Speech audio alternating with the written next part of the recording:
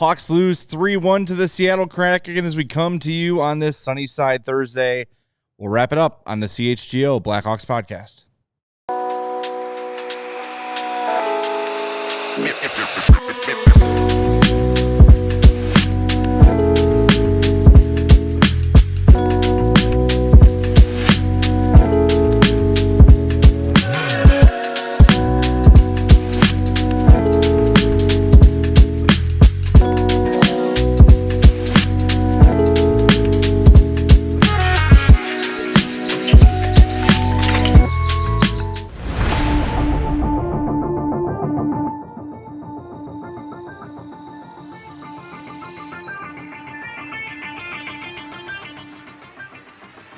Good evening. Thanks for being with us this late night on the CHGO Blackhawks post-game show. Hawks lose 3-1 to the Kraken on this Sunnyside Thursday. Visit sunnyside.shop for bright buys every day, including 50% off your first 3 online purchases. Enter promo code HICHGO at checkout to qualify. Exclusions apply.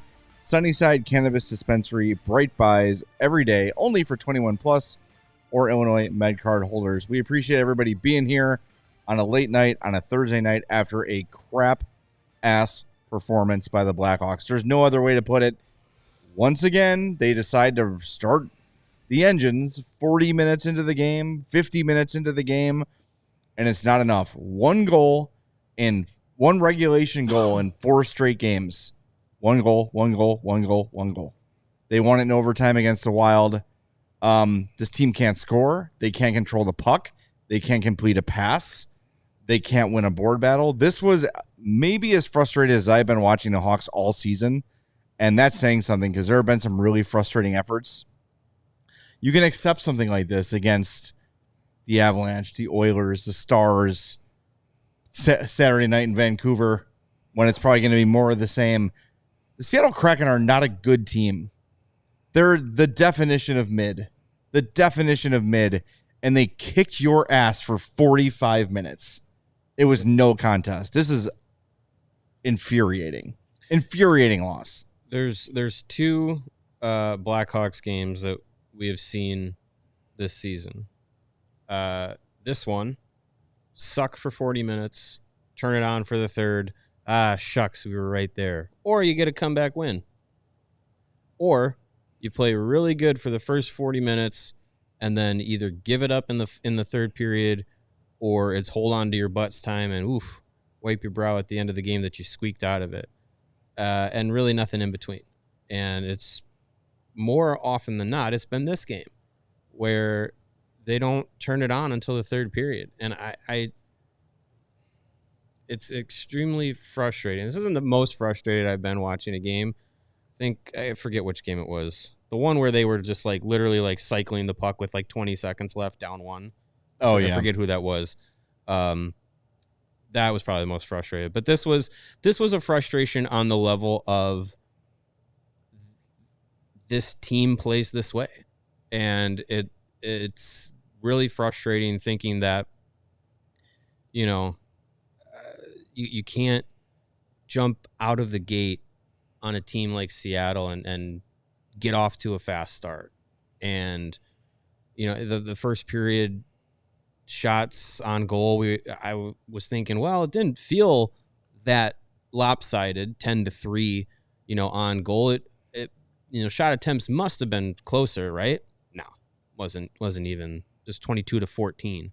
It still was a big advantage for Seattle. And, the Hawks' best chances were high and wide and ringing around the boards. It's just really frustrating when nothing is clicking for this team. When, no disrespect to Ryan Donato, maybe he needs more respect because he's leading this team in goals and it's not even close. But when you got Ryan Donato as your heartbeat right now, that's not good. That's not good. So it's incredibly frustrating that this team that's very experienced, a lot of pretty solid NHL players on this team, it just can't can't put it together. Well, if you're just getting here, do us a favor and smash that like button for us. We would appreciate that. Make sure you are subscribed to our YouTube page. You just missed it in the pregame show. We hit 70,000 YouTube subscribers. We really appreciate that. So let's keep it going. Let's get to 80,000 tonight. Let's go. That's fine. If we get 10 more subscribers tonight, we're happy. But please hit that like button for us. And if you're catching up on the podcast in the morning, thank you. Make sure you are following or subscribed on your favorite podcast app. And please leave us a 5-star review on Apple Podcasts or Spotify. Before we continue, want to get you caught up on the 3 stars of the game.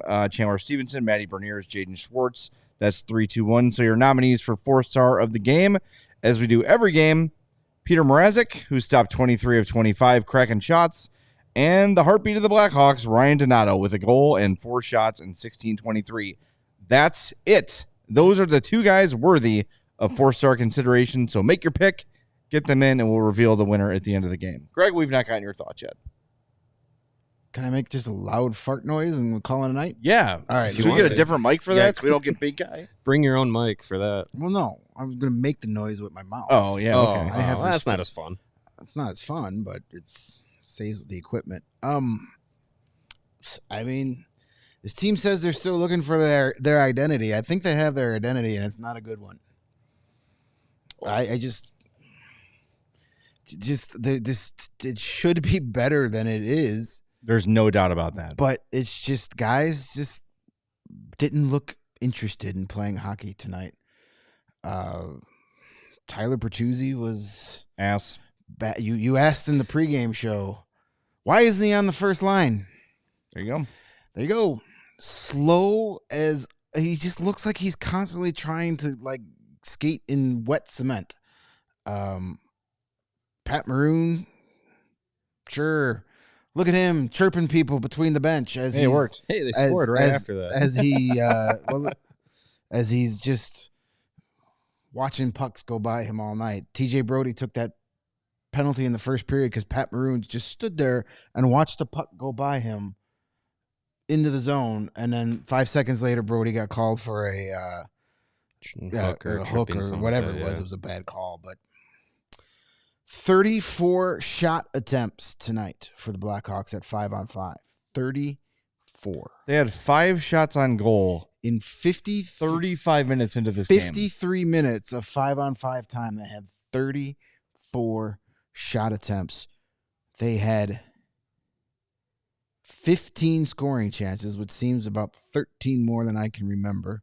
I'm sure they had all of them in the third period. They had 9 of their 15 in the third period. 2 high-danger scoring chances all night long. Yep. And that is reflective of the game. And look, like we say this all the time, after a frustrating loss, it's hard to come on here and not just want to flip tables over and yell and scream. But who are the guys that care, that are not just here for a paycheck right now?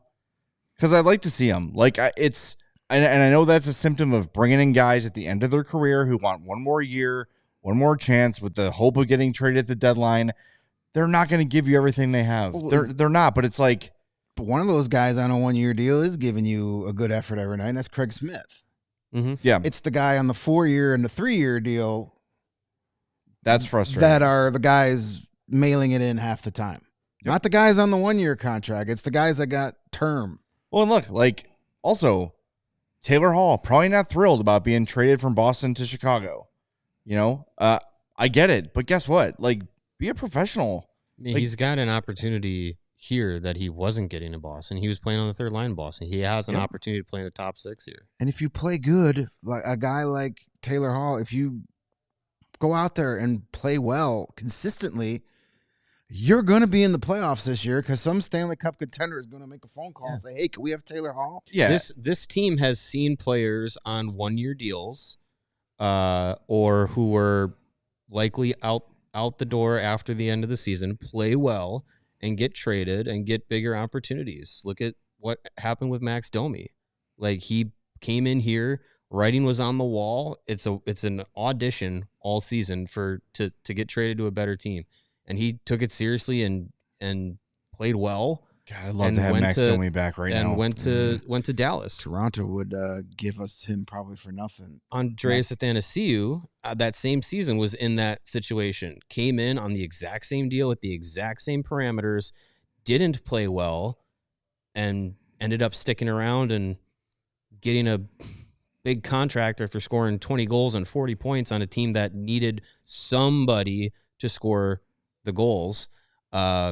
So, I mean, eventually he got rewarded. But, I mean, when you come to a team that is looking to sign those kinds of players, if you play well, you will get rewarded for it. If you don't play well, if you don't play engaged, if you're just biding your time until February and March, no team is going to be knocking on the Blackhawks door saying, hey, we want disinterested Pat Maroon. Like, no team's going to do that. Right. So you have to put in the effort, because it's not only going to benefit you if your mindset is, I'm on a 1-year deal, I'm looking towards February to, change my address.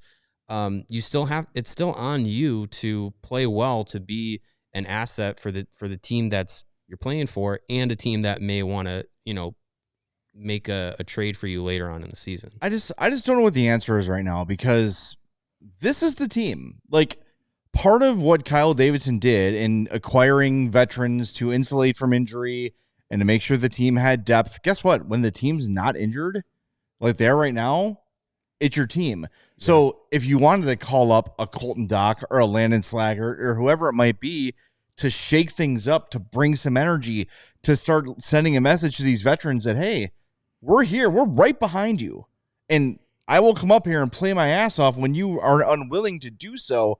You can't do that right now. There's no roster spot right now for that. Now, if you want to send somebody down, you're going to send Nolan Allen down now because you scratch him to call up. So, like, they just don't have a lot of options. Yeah, you could waive Joey Anderson. He hasn't been a huge problem. Like, it's now they're sort of stuck where you might have, last year been able to call a guy up and say, light a spark, do something for us, find something for us. Mm-hmm. I don't know what they can do right now. What can they do to fix this aside from trade somebody? Who's going to take Pat Maroon right now?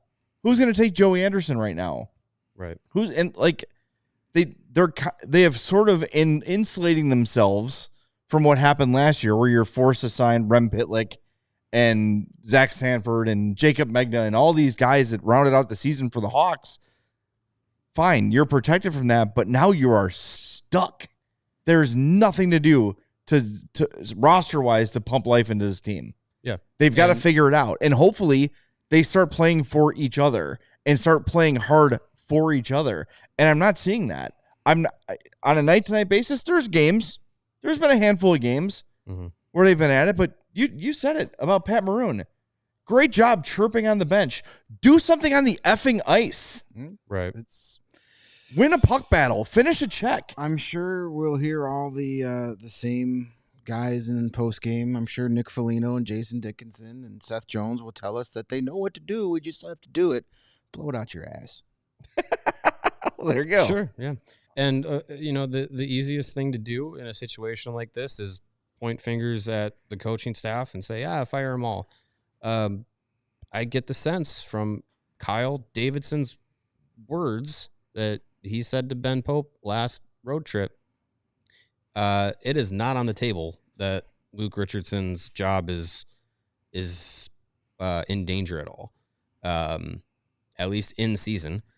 So everybody on Twitter, everybody in the chat that's saying fire Luke, fire Luke, fire Luke. Happens after every loss. We tell you after every loss. You're going to say that for the next 60 games, because it's not happening from what Kyle Davidson said. Now, they go on a 20-game losing streak or something, then I think the ripcord is pulled and you got to do something to mitigate that, but we're not at that spot yet. But it just goes to that point that you're making, Jay, is that, like, this is the roster, this is the coach. How do you figure it out from here? And it isn't Luke Richardson is coaching this team wrong. Listen to every video we have of him that we play on shows, pregame shows, postgame shows. He is talking about simplistic hockey. And, if you chip a puck in, chase it. If you're going into a board battle, go in hard. Play with a purpose. You have to win those one-on-one battles. Shoot the puck, go north and south, get to the net, play inside. That's the simple hockey that he's asking this team to play. And we've been asking for it all season. It's time to hit the break zone. We're going to hit your super chats. When we come back later in the show, we will we'll show you who won Who's Your Hawk. It's very inspiring. We're waiting to see if they send any post-game tape. If not, we'll grab some quotes from the internet. But first, I wish Sunnyside was still open. I really do, because I need them tonight. Sunnyside is your home. I got a feeling you still have a stash at home. I might. Is your home for judgment-free cannabis shopping, a place where all kinds of visitors are welcome to explore, discover, and purchase a wide array of high-quality products. Sunnyside has everything you need to elevate your life. And whether you're new, whether you're a veteran, they've got what you need at Sunnyside. And boy, it's going to be a rough night to sleep. I'm very glad I have my good news counting sheep gummies. And maybe, just maybe, for the off day tomorrow, I'll try that new limited time Good News Island Vibes, available in disposable vapes, 510 carts, and live resin gummies. Visit sunnyside.shop for bright buys every day, including 50% off your first 3 online purchases. Enter promo code HICHGO at checkout to qualify. Exclusions apply. Sunnyside Cannabis Dispensary. Bright buys every day, only for 21 plus or Illinois MedCard holders. And while you're sitting on the couch enjoying your purchases from Sunnyside, why not take a look at your floors and say, hey, maybe I can upgrade those, and do it with our friends at Empire. With Empire today, you get to shop at home convenience for the right products for your needs with quick and professional installation and Empire's low price guarantee. It's the best place to get new flooring. So, of course, there's copycats. But Empire cannot be beaten on quality, service, or speed, so their competitors will advertise low-quality products that Empire simply will not carry. Now, they have a low price guarantee, but not a low-quality guarantee, and Empire is putting floors in your homes that they would put in theirs because of the high quality that they have. And what's really cool is the virtual floor designer. It's a great way to see new floors and how they'll look in any space in your home. All you got to do is snap a picture of where you want your new floor and then go through all the different options to see which new floors look best in your room. So schedule a free in-home estimate today, and all listeners of our beautiful CHGO Blackhawks podcast can get a $350 off discount when you use the code CHGO. Restrictions do apply. See empiretoday.com/CHGO for details. Beautiful listeners. They are beautiful. Average looking podcast. Correct. Mentioned earlier that, this is the roster, and somebody up there in the chat, something collectors or so. There you go. Dying Breed Collectors. If you were the GM, what would you do to shake things up right now? Line changes, sit someone, look for a trade, demotion, promotion, fire the coach. What makes a difference? Well, I bring somebody up from Rockford, and I know, and you technically still have one slot available. They only have 22 guys. You can have 23. Yes. So there is room to bring up a guy. Bring Andres Thanasiou back. No, only if you're launching him into the sun. Yeah, he had 2 goals. Great. Colton Dock, put him on the roster. Yeah. You showed us the heat map at the end of the game. Oh, sweet Jesus. Nobody, not a single soul wearing white, went to the front of the net tonight. Sarah, I'm going to send this to you in Slack if you could throw it up real quick. It wasn't a problem of just one line. It was a problem of all 4 lines. They played chicken crap hockey tonight. Yep. Scared to get to the front of the net. How you only lost 3-1 with an empty net goal is mind-boggling. You had 2 high-danger scoring chances all night because it was 18 Dylan Securas out there. Everybody on the outside. You were scared to pay the price to score a goal tonight, and that's unacceptable. I mean, that's not coaching. That's not line combinations. That's an entire hockey team not giving a rat's ass about trying to score a goal. Correct. This is we're going to prepare you guys. This is going to be really bad, the heat map. And you're going to imagine it, and it's not going to be as bad as it's going to be worse than you imagine. Look at this. Go ahead, Sarah. Throw it up there. This is at 5-on-5. That is as if there it is doesn't make any difference at all situations. It looks exactly the same. That is as if there is a limousine. You parked shouldn't in be front of the able net. to see that Blackhawks logo. Yeah. The fact that you could see that logo clearly shows you this team didn't care tonight. There is absolutely That's unacceptable. It is absolutely void. So the heat map, for those that are listening on the podcast, is an indicator of where shots and shot attempts are coming from. It's a C. And if your typical NHL game, the vast majority of the heat map is very, very dark right in front of the goalie. Should be. From the front of the crease to almost the blue line in front of the net is completely void of color. Nothing. Absolutely nothing. We published a funny video today. Greg's idea to put magnets into jerseys and have the Hawks go to the net. Doesn't sound so ridiculous now, does it? We had PD break it down and show you what the Dallas Stars did and the Hawks did in that game. Go to the net. No one in a white sweater went to the net tonight. Call him up, have him meet the team in Vancouver, and sit Tyler Bertuzzi, sit Joey Anderson, sit Nick Foligno for all I care. I don't care who it is. Here's Nick Foligno's Send a quote. message. If it's, I'll even say this. If you need to send a message and sit Connor Bedard, fine.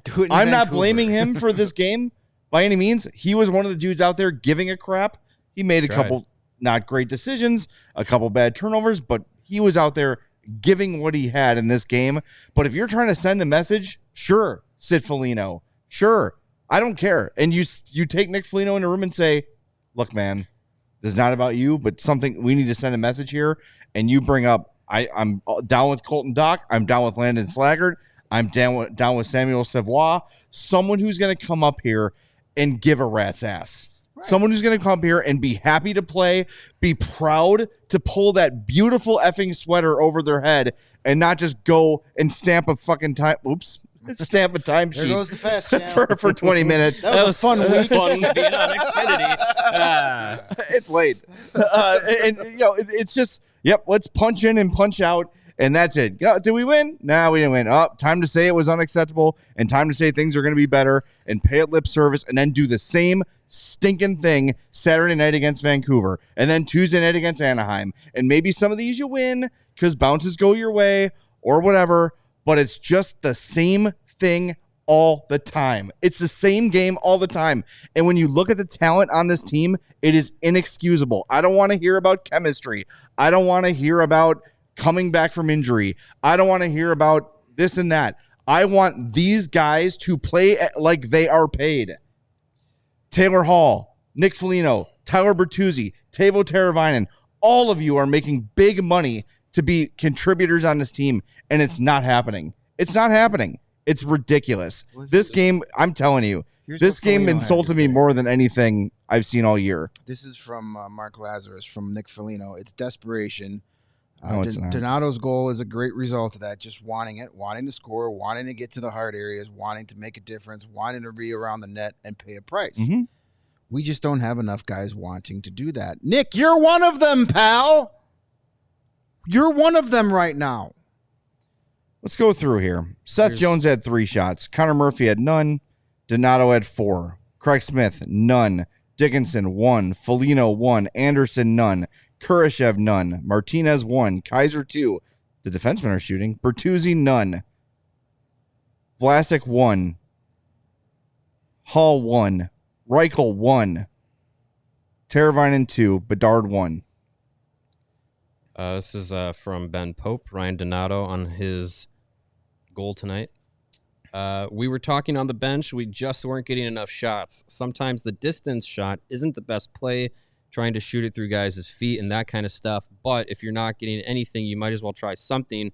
Just try to get it on net. Try to create some sort of action. What feet were they shooting through? There was nobody in front of the net. It's hard to shoot through guys' feet when you're playing along the boards with your back to the net. Yep. Saw a lot of that tonight. I don't know what he's talking about shooting through feet. Maybe the Kraken feet, because there were no Hawks in front of the net. Yeah. Not all. Yeah, it's the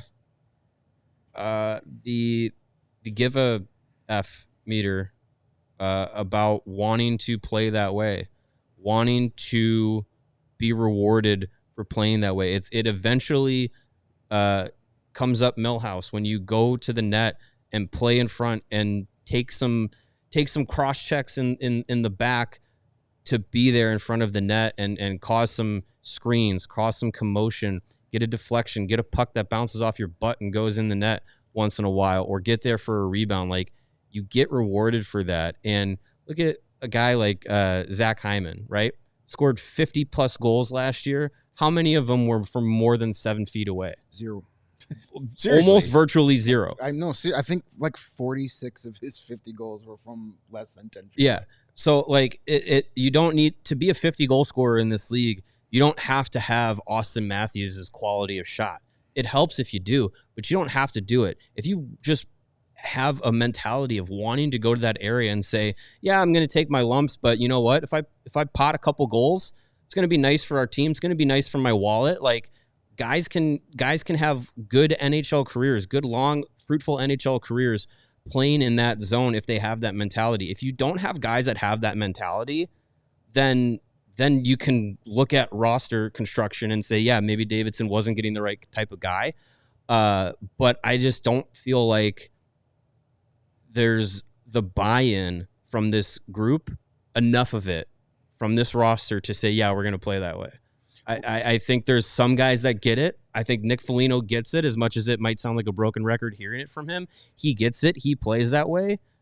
But you can't just have 2 or 3 guys that do it. You should have 1 or 2 guys per line offensively that have the ability, or at least the will, to go and play in that area. You don't even have to be the biggest guy. You don't even have to be the strongest guy. Look at the guy tonight in Montreal that was a funny video, but he's made a career. Brendan Gallagher, not a big guy at all, but he takes it and plays around the net and has made a career out of it. Andrew Shaw was not a big guy. He played around the net and made a decent career out of it. Look at Yanni Gord tonight. Yanni Gord's he was in Peter Mrazek's face all day. And he's not much bigger than I am. Like, it's not necessarily just a skill. You don't have to be Pat Maroon to play in front of the net. But if you have a willingness to do it. 5'9", 174, Yanni Gordon. Yeah, that's how big I am. We carry it differently, but it's same metrics. But, like, you have to have that will to do it. And if you don't, then you're going to be playing along the boards with your back to the net, and you're going to have a short NHL career. Yeah, I mean, the more frustrating part is you brought in guys who have had long track records of doing exactly what this team needs. I have spent the last 12 years watching Pat Maroon crash the net and score goals. Yeah, in big games. I've seen goals. Tyler Bertuzzi do it time and time again for every other team he's played for. I've seen him do it this season for the Blackhawks. Yeah. Craig Smith, watched him in Nashville all those years, going to the front of the net. You can't have it 7 minutes a night and expect to beat anybody. And quick point before I forget, you mentioned earlier that you really wish the Hawks had Max Domi. It ain't going well for you. I don't care. I don't care what his numbers are. I watched a good chunk of that Toronto game last night, and every time Max Domi was on the ice, he was engaged. He was trying to make something happen. Whether or not it actually happened is fine, but it's a guy who his whole time here played his ass off. And we all, when that signing happened, we're like, oh dear God, this guy, he hasn't figured it out in 5 other markets. And after a month, we're like, they have to do everything they can to bring Max Domi back, because he was another, much like Ryan Donato has been this year, a heart and soul guy. But you can't, like, your heart and soul guys can't be bottom of the roster players. I know Donato's got 8 goals. I know, and I'm not trying to take anything away from him, but it is what it is. I mean, I don't know. But you thought by bringing in Smith, Maroon, Bertuzzi, guys with jam, guys with attitude, guys with reputations, that it would translate here, and it just doesn't. It just doesn't. We have to hit the break zone again. I failed to get to your super chats. I promise I'll do it on the other side of this break. Do us a favor before we do hit the break. Hit that like button for us. We'd really appreciate that. And make sure you are subscribed to the YouTube page as well. We'll be back in a moment. Hey, remember when Black Friday was just one day? Well, now it's a whole month long, and the Black Friday sales event is going on at Ray Chrysler Dodge Jeep and Ram. I don't even want to have fun with this bit. I don't Ram. care. That means you can score huge Black Friday savings on your next vehicle the entire month of November. But don't let these deals pass you up. Stop in today. It is Friday. You can go wake up in the morning and go browse Friday now. their huge inventory of vehicles right now and shop savings like 0% financing on all new 2024 Jeep models, or shop over 125 vehicles that are priced under 20 G's. Let the amazing team at Ray CDJR help you. Help you during each step of your car shopping journey. With Ray's Price Promise, the numbers you're hearing right now are the same prices you can expect to shop in-store and online. That's because Ray's Price Promise means no price changing, no add-ons, no hidden fees, no shots from in front of... Since they prioritize affordability to their customers, hurry in the Ray Chrysler Dodge Jeep and Ram today and shop one of Chicago's largest inventories, then drive home with more money in your pocket than you expect. So if you're in the market for a new vehicle, then you have to check out the team at Ray Chrysler Dodge Jeep and Ram. Because they're the only team we recommend. Visit them today on Route 12 in Fox Lake.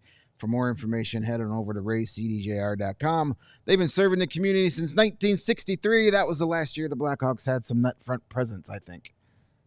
I love her. A net front presence. I went to prom with her and she ditched me. Well, there are many opportunities in this life where we need to choose chill. And if I didn't have to drive home tonight, I probably would have started choosing chill midway through the second period and not stopped until the sun came up. But I'm not going to do that because I'm responsible. But when I do, country song. Yes, I'm going to choose Coors Light. It is the perfect accessory to those moments when you choose chill because it's mountain cold refreshment. When those mountains turn blue, it's as crisp and cold as the Rockies. When you embrace a chill mindset, it's a good time to choose chill and crack open for yourself a Coors Light. Make the most out of the times that you choose to chill. Choose Coors Light. Get Coors Light delivered straight to your door in the morning with Instacart by going to CoorsLight.com/CHGO Hockey. Celebrate responsibly. Coors Brewing Company, Golden, Colorado. Let's hit those super chats. I know I missed them. Got one from Deadhawk. He says, when does Kyle sit behind a microphone? It's a good question. It'd be nice to have him available. Yeah. He did talk to Ben Pope. He basically a week ago said he's pretty satisfied with the way things were going. Okay. So if things like tonight continue, he will have no choice but to talk. Well, I think it's challenging because we all care about the Blackhawks. On a night-to-night basis, this is the Blackhawks team that we're caring about.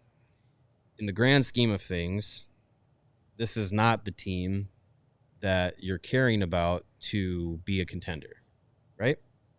It's falling on the shoulders of the guys that are in the system that are growing as professionals right now. It's the guys that we're talking about as using them as, spark igniters. Colton Dock, Landon Slager, Frank Nazar, Sam Savoie, like guys like that. Those are the guys that you're looking at as like, that's the future of the Blackhawks to care about. So, and well beyond that too, read the rebuild reports. So it's hard because it's just like, it is extremely frustrating in the moment to see this team play this way. But in the grand scheme of things, this is not the group that's supposed to get it done. But I think there is still something to be said to how Connor Bedard is playing, how Teuvo Teravainen is playing, how Tyler Bertuzzi is playing, Seth Jones, Alex Vlasic, because those are the guys that when that window of time opens where they're supposed to be better and contending and doing things like a playoff team would, and some of those players have come up through the ranks and are now in the NHL, those guys are still going to be around. So I think it's hard to kind of be like, Kyle Davidson has to answer for this team. And it's just like, well, he put together a team that he thought was going to be competitive, and sometimes those things just don't pan out. But I don't think this is like, you have to change what this team is doing now because this is supposed to be the contending team. I'm extremely frustrated with how this team is playing because we have to watch it. But it is not these guys in which the contending window hinges on, which is, again, it's two sides of the story. It's extremely frustrating in the immediacy, but also sometimes you just kind of go, well, it's not these guys that they're supposed to win with. Yes. Key, I've said it numerous times on the show and on social media. Just, yes, we want the Blackhawks to win on a nightly basis, but you have to keep your eyes on the big picture. And the big picture is looking good.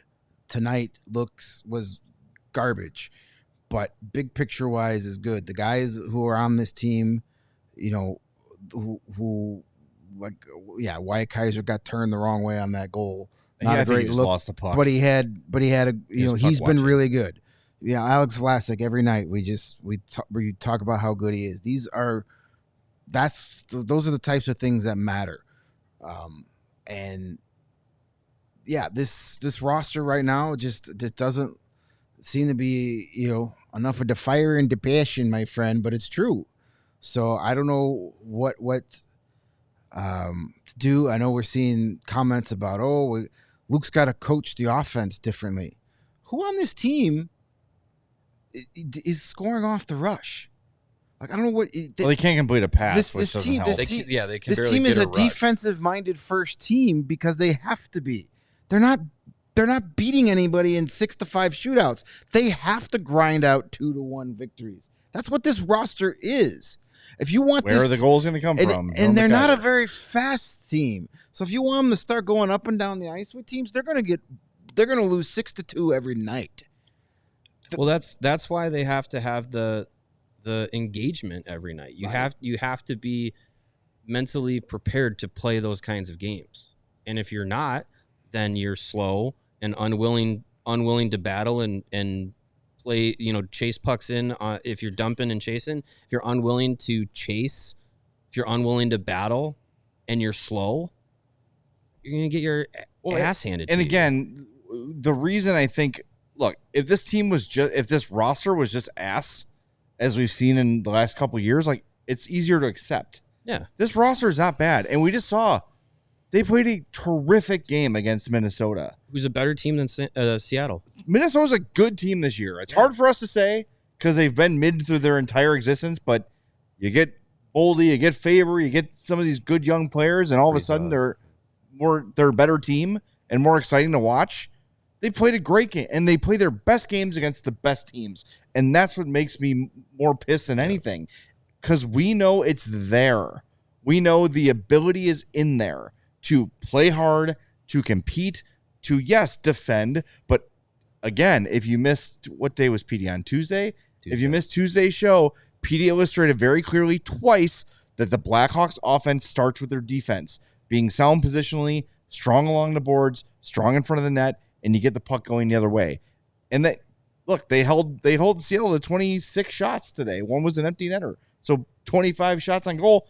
That's pretty good. That should get it done most nights. But when your offense is doing nothing and not competing at all, then you're going to lose 2-1, 3-1 with an empty netter. How many times did Rick Ball say, well, puck passed to the blue line but not out? Yeah, tonight? over and over and over 20, again. 30 times he must have And that's said the it. execution part of it. And a lot of that sort of stuff comes down to focus and effort and commitment. Some nights it's there, and the nights it's not. They are a very difficult team to watch. And look, you guys are right. The guys that matter to the future of this team are, for the most part, playing pretty well. There's off nights for Lucas Reichel. There's off nights for Connor Bedard. Reichel actually had a few moments tonight where you're like, yes. That one shift with two separate stick lifts, skating north-south, had a scoring chance. Mm-hmm. Like that's yes, more of that. Yes. Kurashev's had a down year, I would say. I think that's pretty fair. But Kaiser's been good. Vlasic's been great.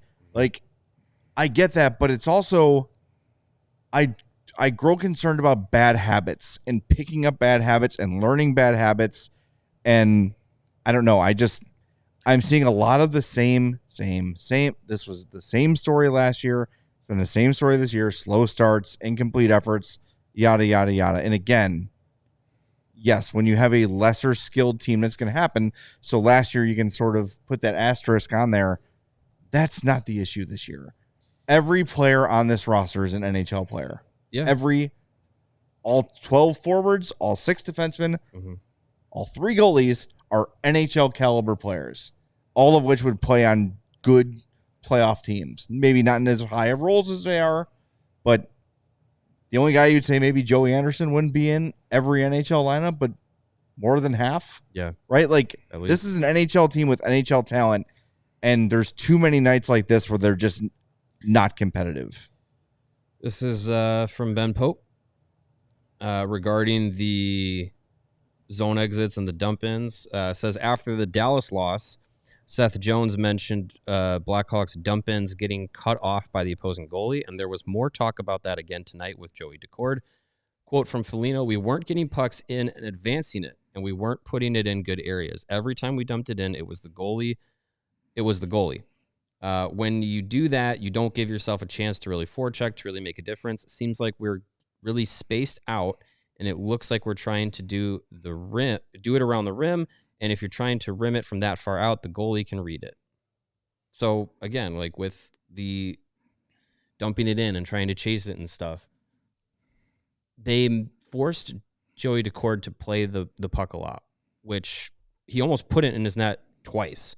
So I feel like they could have gotten around that, but a lot of that is still just, I feel like there were so many times, especially early in the game, where it was just like they would get possession of the puck, but it would be they'd be 2/3 into a shift for the group on the ice. So then they'd dump it in, and then they'd half-ass chase it down, or they would dump it in and be like, I'm exhausted, I got to change. Yeah. So it's a lot of it is like you get pinched and hemmed in your own zone, which I can't believe it happened so often against this Seattle team. Like the Seattle team, they looked like a playoff lock the way that they played tonight, and they're not. They're far from it. So it's just it's really frustrating that, when they do get possession and they have to dump it in, they can't get a strong enough zone entry. Like on Donato's goal, like that was a perfect play by him. Strong zone entry, went to the front, went to the net, shot on net, followed it. He got the fortunate bounce. Like sometimes you create your own luck. But it was just every time that it seemed like most times that they had to dump the puck in and go and chase it, it was a tank half empty guy that was trying to chase it. So they had no push to get in there. So the goalie dumping thing is, it's interesting that Seth Jones mentioned that, because I think it was last week on TNT, Wayne Gretzky was talking about the 1987 Stanley Cup final, and they said they spent an entire practice. Glenn Sather had them for an entire practice work on dumping the puck in on Ron Hextall's backhand side, because he would leave the net and handle the puck all the time, and it would jam up the offense, just like you saw. And we're talking about the 80s Oilers here. We're getting frustrated with the goalie handling the puck. So they made sure that every time they dumped the puck in, Ron Hextall would have to handle it on his backhand instead of his forehand, which is a small thing, but goalies are better in their forehand than their backhand. Yeah. Right? Like, those sticks are not easy to handle. Go to school on it. Yeah. Adjust to it. That's the thing. If you know that's going to be a problem, like Joey Decord handling the puck and Jake Ottinger handling the puck should not come as a surprise to anyone who's done any form of scouting on Seattle or Dallas. That's how those guys play. Everyone knew back in the day when you were playing the Dallas Stars and Marty Turco was in net, it was like having another defenseman back there. Well, every goalie likes to go back there now. I mean, that's why the trapezoid is there. Like, they know they're safe back there. Every goalie likes to do it these days. But if you know that's going to be a challenge, or if it becomes a challenge during the course of the game, get together as a team, as a coaching staff, and say, here's how we're going to solve this. Here's a way to do it. It's been happening throughout the history of the game, and teams have found ways around it instead of just going like, well, every time we've dumped it in, the goalie cut it off, so on to the next one. Yeah. Adjust, make an adjustment. And I think that's part of why, some people are frustrated with the coaching staff, because I don't think there's any doubt that this team is underachieving. They're underachieving.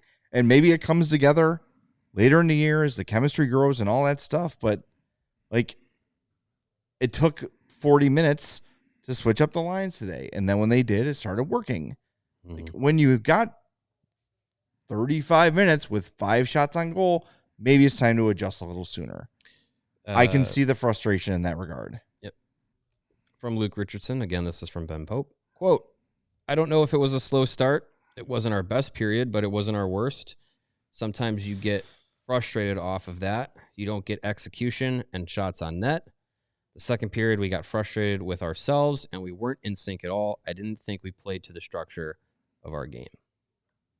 Yep, when you're not getting shots on net, that can be frustrating because those scoring chances that you're getting are going high and wide and ringing around the boards and out of the zone. I think with guys like Connor Bedard, dude has one of the best shots in the league, right? One of the best releases. It's very deceptive. Historic. One of the best behind Austin Matthews, generational, all that. If I see him have a great scoring chance, a good look at the net, and I hear the puck go off the glass one more time, I'm going to lose my freaking mind. Like, I get he's trying to go to those small areas, bar down, top corner, all that stuff. Dude, hit the freaking net. Just rip it. Like, I'm getting really frustrated with Bedard missing the net so often. I know it, and it's aim small, miss small, all that stuff. But you got to hit the net. Like, it's even if it hits the goalie right in the chest and they suck it in and they gobble it up and play stops, offensive face-off, offensive zone face-off. I'll take that over high and wide, and it goes around, and Seth Jones is chasing it back into the defensive zone to go pick it up and try it. Another zone entry that's going to fail. Every time we walk from at Fifth Third, and we walk from the lobby to the locker room, once the official practice time is over, as we're going into the locker room to talk to players, a lot of the players stay on the ice and they shoot pucks or they work on face-offs or all that stuff. And we walk by the glass and it's just boom, boom, clang, boom, like all of the shots missing the net. And I just shake my head. I'm just like, these guys, like they do a great job practicing missing the net. It's a 4x6 opening. It's with the skills that they have, it should be very hard to miss that often. And when they have these good looks, these good scoring chances, and they miss high and wide, it makes me extremely frustrated. And Bertuzzi did it too tonight. Like Khrushchev had a point blank shot in front of the goalie, like I'm in front of this table, and shot it 6 feet wide. Yeah, it gets extremely frustrating. And in fairness, in practice, they're trying to hit the post. I know. Like, that's the drill they're doing. That's how they're practicing their accuracy. I understand that, but maybe it's too ingrained now. Yeah, they need a drill, and I know we joked about it before. They need a drill where it's just who can hit the center of the net. Yes, just hit the. Buy one of those little plastic goalie things. By the way that they're shooting, I'm thinking they're trying to hit the center of net in practice. I don't know. I don't necessarily disagree with Luke when he said he doesn't know if it was a slow start. They were aggressive in those first half of that first period.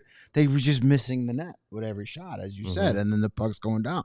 They had no sustained pressure. They were trying to shoot the puck those first 7-8 minutes, and then that mentality went away, and we got what you got. Until anyone on this team demonstrates that they are a legitimate NHL sniper, and I know Bedard has the ability to be that, but until anyone proves it, I want them shooting for rebounds. Well, you have to get to the front of the net to cash in on those. Well, that's part B of my plan. Yeah, that's the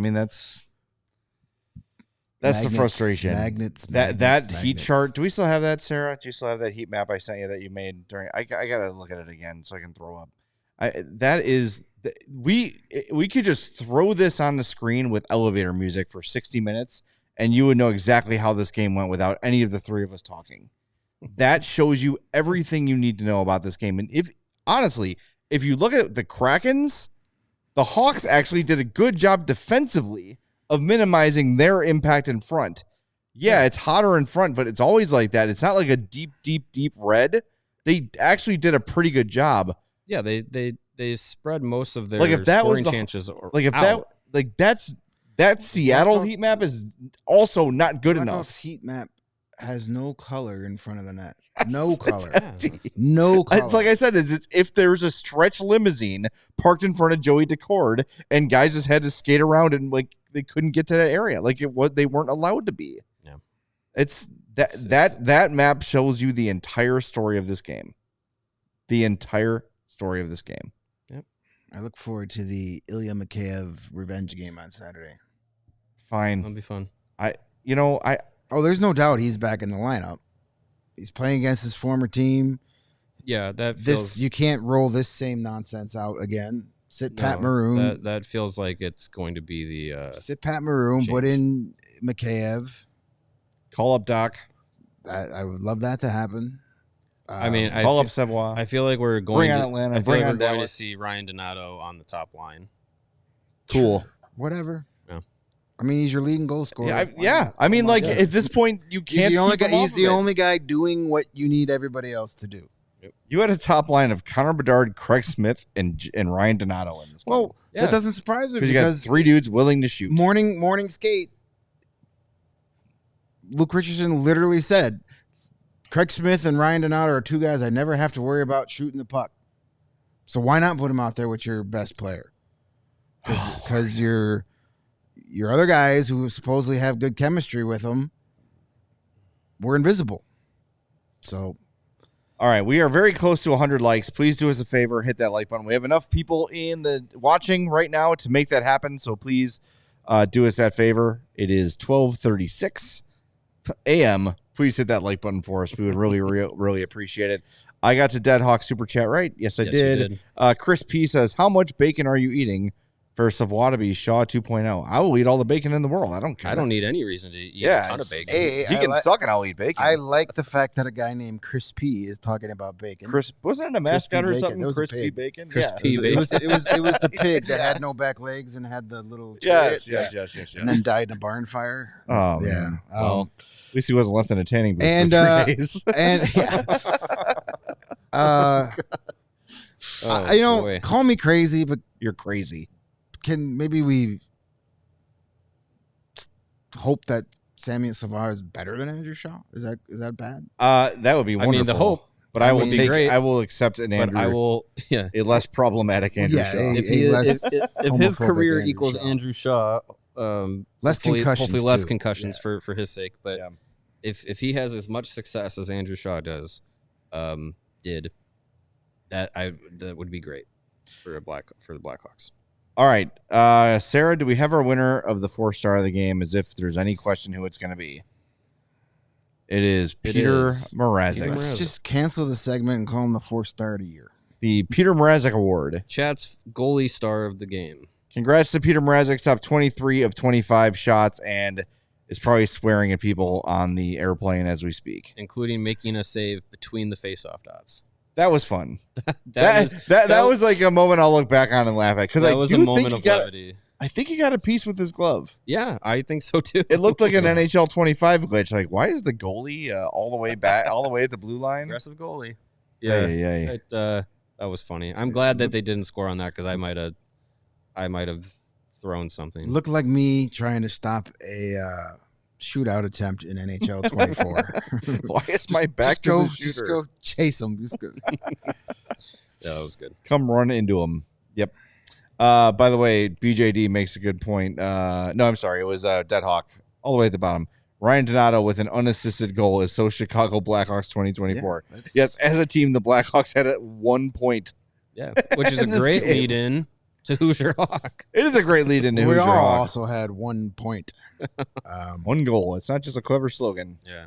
Oh, look at that. Look at those numbers. Good Lord. Look at that. Yay. I get the chain with 2 freaking points.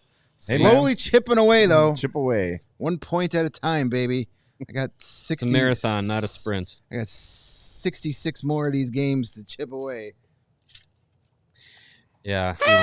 I'll wear it with pride. There you go. By the way, the last 2 games in Who's Your Hawk, I know this should be the stat that leads all stats. This is what general managers should be putting their scouting reports on. Connor Bedard has half a point in the last 2 games.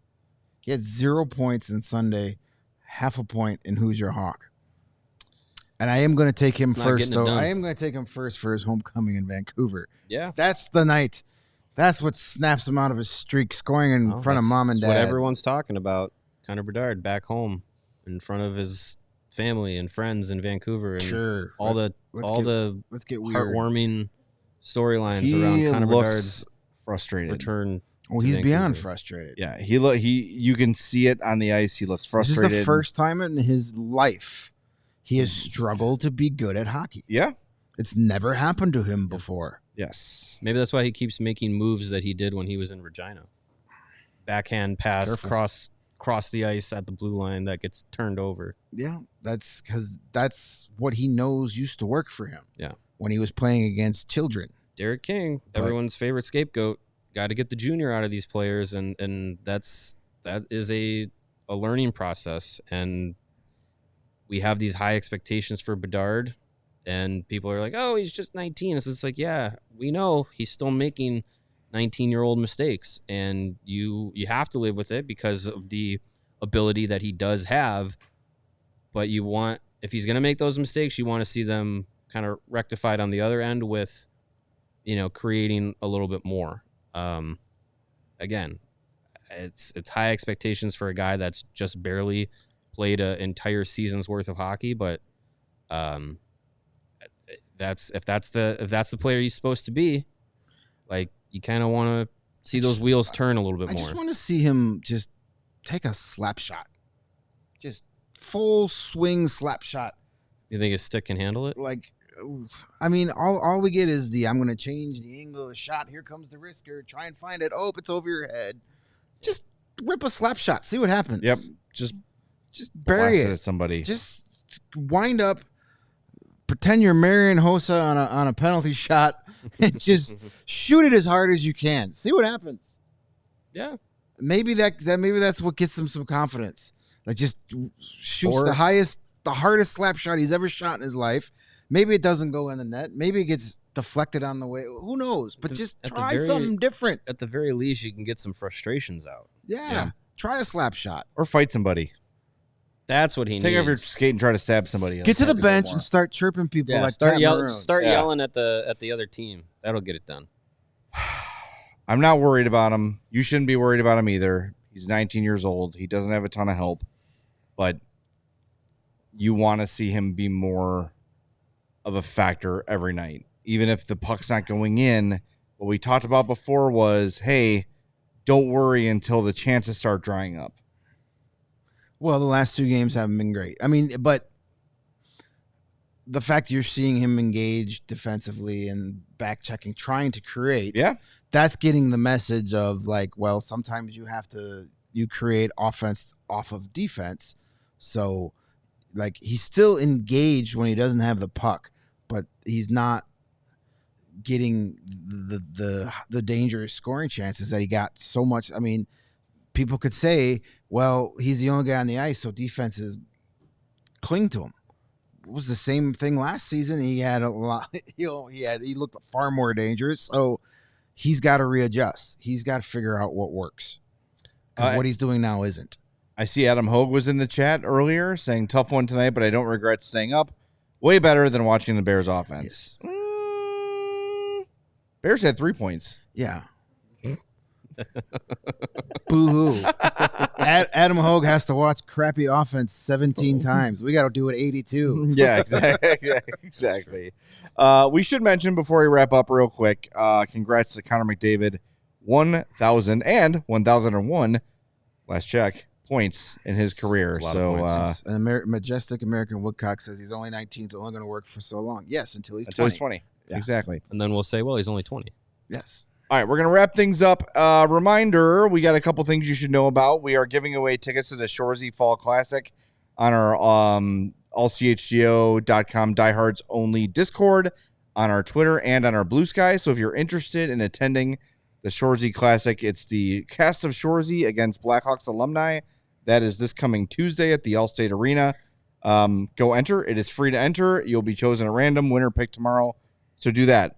Become a diehard at allchgo.com. We've got a big takeover to announce soon. Can't tell you many details right now, but I'll say this. It's going to be sweet. Oh, I see what you did there. Also, if you want to watch us on your old TV there, you want to watch us on Xfinity or on Roku or any of the places where you can turn us on, we're available on all those spots as I scroll to find the channel number. Because all I have here are pictures for the mural. And what was it? Zumo TV? Zumo TV. Yes. Sure. Ooga Booga TV. I know we're Roku channel 260. With Comcast 4074, Samsung TV 2348. I'm not sure what Zumo TV channel we are yet. Zumo Play is what it's called. Zumo Play, okay. We're channel 69. We'll get there, but we are very available. Like we say, it's not like it's hard to get on Xfinity. Yeah. We just did it. And all your favorite podcast apps and the old YT. Yep. And thanks for getting us over the 70,000 mark this evening. We appreciate it. The arrow keeps pointing up for us here at CHGO Sports, and that's because of all of you staying up late watching with us. We appreciate it. Get ready to do it again on Saturday. Yep. We'll talk to you Saturday night. Game is at 9, so 8:30 pregame, and then a postgame after Hawks and Canucks. We'll talk to you then on a CHGO Blackhawks podcast. We all silly like the mayor.